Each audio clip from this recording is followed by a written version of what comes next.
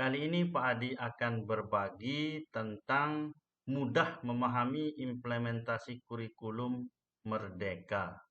Karena ada beberapa teman yang kemarin bertanya sama Pak Adi. Kemungkinan teman tersebut tidak ada waktu untuk berdiskusi secara offline, secara luring, sehingga membutuhkan video berbagi Pak Adi ini. Baik teman-teman, Pak Adi akan mencoba mudah-mudahan bisa menguak. Ya, lucu sekali ya, menguak apa sih eh, kurikulum Merdeka ini. Pak Adi hanya secara umum saja ya. Dan nanti Pak Adi akan membuatkan video ini beberapa part karena supaya tidak terlalu membosankan nanti. Baik, dengan pertanyaan pemantik ini dulu teman-teman. Nah, ini perbedaan mendasar pada struktur kurikulum 2013 ya, dan kurikulum Merdeka adalah penambahan kokurikuler. Benar atau salah? Nanti kita akan jawab lewat berbaginya Pak Adi ya. Lewat Pak Adi akan um, lewat pernyataan beberapa nanti di beberapa slide. Pernyataan yang benar di bawah ini adalah raport P5 dibagikan kepada peserta didik setiap 1 tahun sekali. Betul atau salah? Ada 8 tema yang disediakan untuk P5. Betul atau salah? Nah, biasanya kita dengar itu ada 7 tema. Nah, sekarang ada 8 tema. Benar atau salah? Nanti dalam beberapa slide Pak Adi akan jelaskan. Pada pelaksanaan P5 ada 6 dimensi, elemen-elemen dan sub-elemen yang akan disasar untuk mendapatkan tujuan proyek. Betul atau salah? Nah, ini nanti pokoknya kalau teman-teman mengikuti video Pak Adi ini, insya Allah kelar masalah kurikulum Merdeka ini. Karena kelihatannya sulit banget ya. Sebenarnya mudah kok. Ikuti saja video Pak Adi. Nah, apakah semua pernyataan di atas itu benar? Kita akan langsung ke slide selanjutnya, teman-teman. Pak Adi secara langsung mendasar, Pak Adi akan coba menjelaskan kepada teman-teman bagaimana sih kurikulum Merdeka ini kok tiba-tiba masuk dari sebelumnya kurikulum 2013.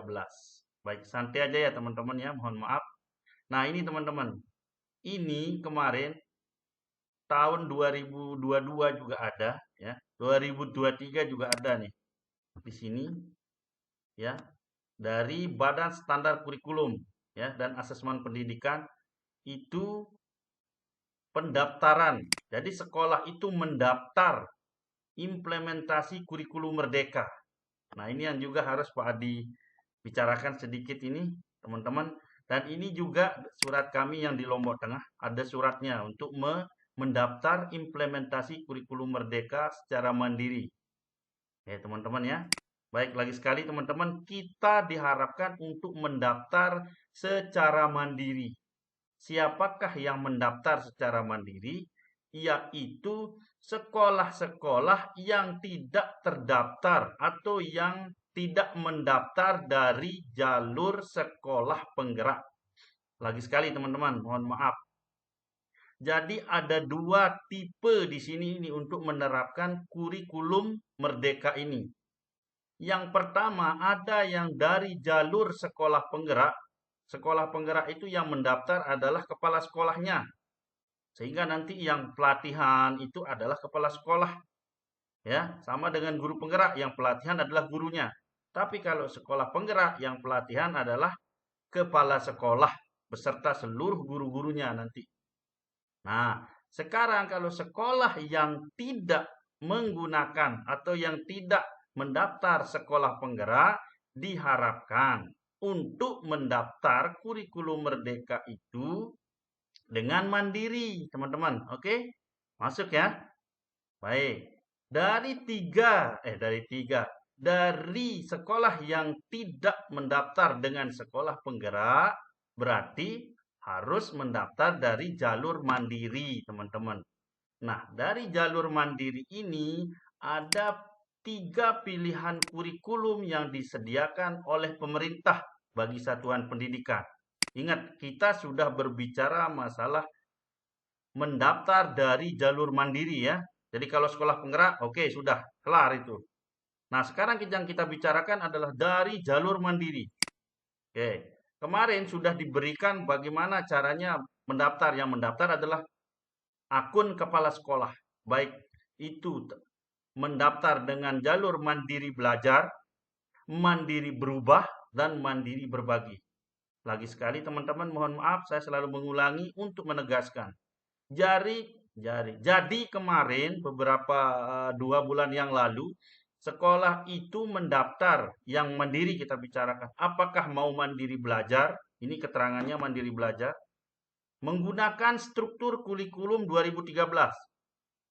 Jadi masih menggunakan kurikulum 2013 strukturnya. PAI tetap 3 jam, bahasa Indonesia tetap 6 jam. Itu yang menggunakan yang mendaftar mandiri belajar. Nah, jadi nanti kalau ada yang bertanya Bapak Ibu, apa kurikulumnya? Kurikulum mandiri. Nah, itu sudah mungkin belum tepat ya.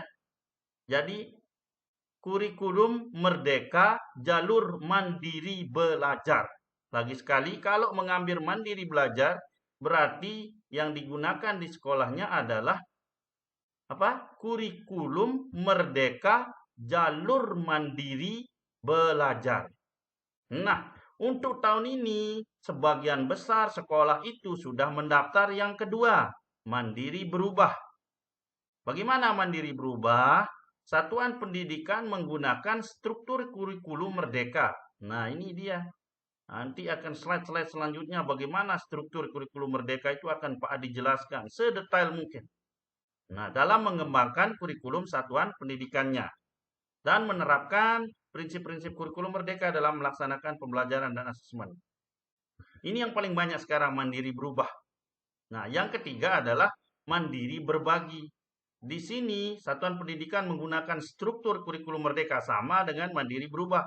Tetapi ada perbedaannya dalam mengembangkan kurikulum satuan pendidikannya dan menerapkan satuan-satuan kurikulum merdeka dalam melaksanakan pembelajaran dan asesmen dengan komitmen untuk membagikan praktik-praktik baiknya.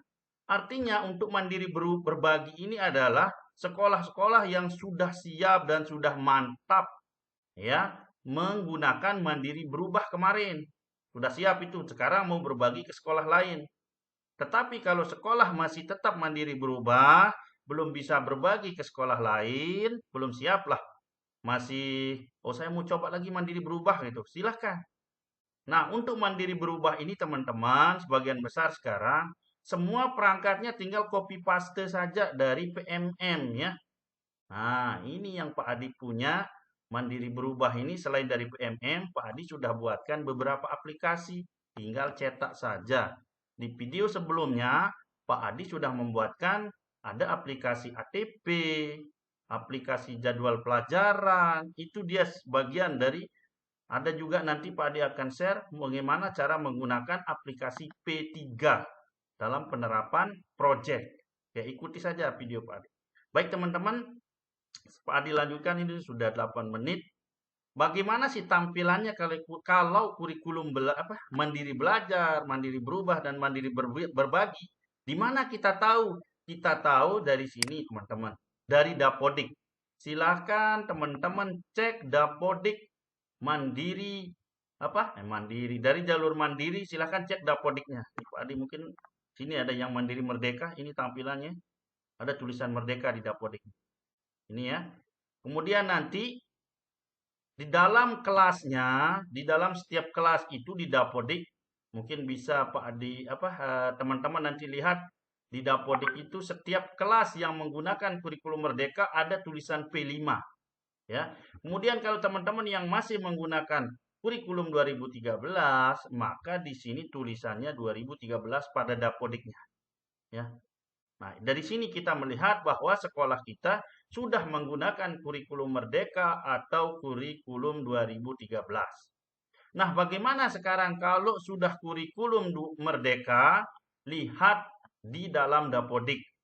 Kelas berapa saja yang sudah menggunakan kurikulum kurikulum merdeka dan kurikulum 2003 yang masih kurikulum 2013 ada di sana. Kalau dia menggunakan kurikulum merdeka, ada tulisan P5 di dalam setiap kelas.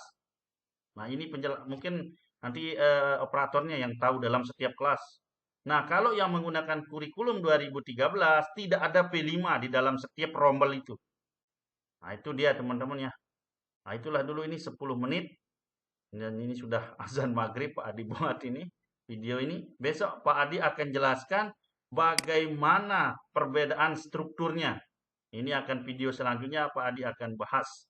Ya, ikuti terus video ini untuk teman-teman bisa mengerti secara mudah. Mudah kok kurikulum merdeka itu menerapkannya.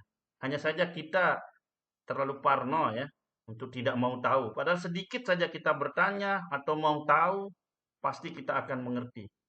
Baik itu saja teman-teman, ikuti supaya Pak Adi juga bisa membuat konten lebih semangat lagi. Jangan lupa klik tombol subscribe-nya teman-teman ya. Oke, like dan komentar kalau ada pertanyaan. Terima kasih. Assalamualaikum, salam dan bahagia.